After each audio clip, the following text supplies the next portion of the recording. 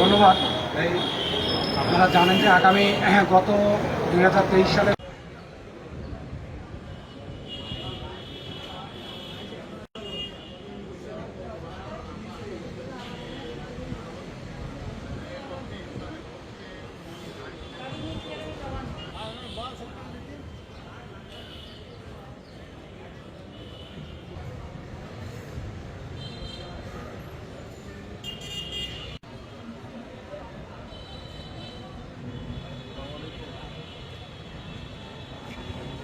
ট্রাইব্যুনালে আমরা একটা মামলা দাখিল করেছি। 2023 সালের যে নির্বাচন হয়েছিল ফ্যাসিস্ট সরকারের অধীনে নির্বাচনের নামে একটা খেলা করেছিল। তারপরেও এই হাত পাকা ক্যান্ডিডেট জনাব মোহাম্মদ আব্দুল আওয়াল সাহেব উনি প্রতিদ্বন্দ্বিতা করেছিলেন হাত পাকার প্রতীক নিয়ে।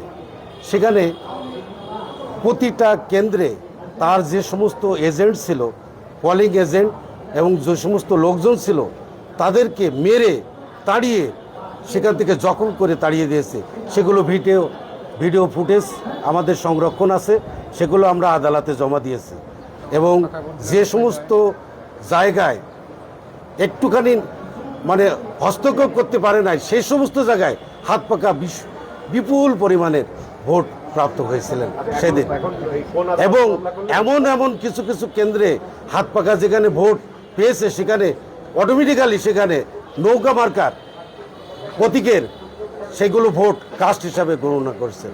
এই জন্য আমরা আজকের খুলনার নির্বাচনী ট্রাইব্যুনাল আদালত এবং যেটা যুগ্ম জেলা জজ আদালত 1 নম্বর আদালতে আমরা এই মামলাটা দাখিল করেছি। আমরা আশা করি যে এই যে 2023 সালের যে নির্বাচন, যে কারচুপি, ভয়াবহ কারচুপি দিয়ে, এবং আমাদেরকে শুধু তাই না, আমাদেরকে বিতাড়িত করেছিল এলাকা থেকে ভয়ভীতি দিয়ে। আমাদের বিলম্বের কারণ হচ্ছে আমাদের সেদিন নির্বাচন করার পর যে সমস্ত ফলাফল প্রকাশ করেছিল এরপরে আমাদেরকে রাতের অন্ধকারে ভয়ভীতি দেখিয়ে আমাদের এলাকা থেকে তাড়িয়ে দিয়েছিল। যার কারণে আমরা আজকে নির্বাচন করতে মামলা করতে যত সময় আদালতে উপস্থিত হতে পারি নাই। পরবর্তীতে যখন এই দেশে যখন আবার আমরা আন্দোলন করে নতুন করে আমরা এই তত্ত্বাবধায়ক সরকার, অন্তর্বর্তীকালীন সরকার যখন আসলো, তখন আমরা আবার ফিরে এসে আমরা এই গ্রাউন্ড দিয়ে আমরা আজকে নতুন করে মামলা করেছি।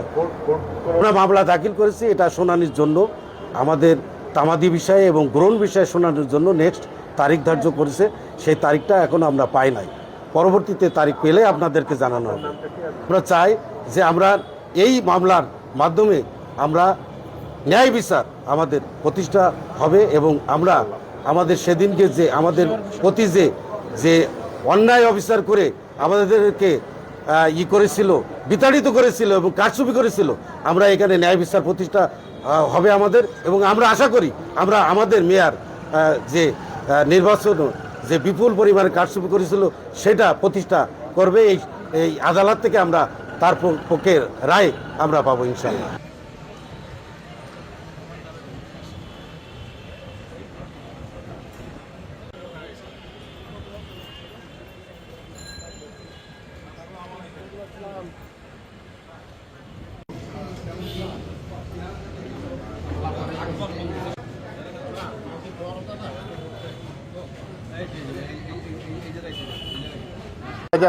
সালের 12ই জুন খুলনা সিটি কর্পোরেশন নির্বাচন হয়েছিল।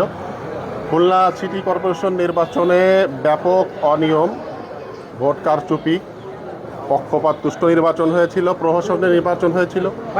এই নির্বাচনে ইসলামী আন্দোলন বাংলাদেশের পক্ষ থেকে খুলনায় মেয়র পদে প্রতিদ্বন্দ্বিতা করেছিলেন অধ্যক্ষ হাফেজ মাওলানা আব্দুল আওয়াল খলিফা পীর সাহেব চরমনাই। তো আমরা সেই 2023 সালের যে কারচুপি এবং ভোট ডাকাতির যে নির্বাচন হয়েছিল ওই নির্বাচনের ফলাফলকে চ্যালেঞ্জ করে আমাদের প্রার্থী, হাত পাকার প্রার্থী মাওলানা হাফেজ অধ্যক্ষ আব্দুল আওয়াল সাহেবকে বিজয় করার দাবি নিয়ে আজকে আমরা নির্বাচনী ট্রাইব্যুনালে মামলা দায়ের করেছি।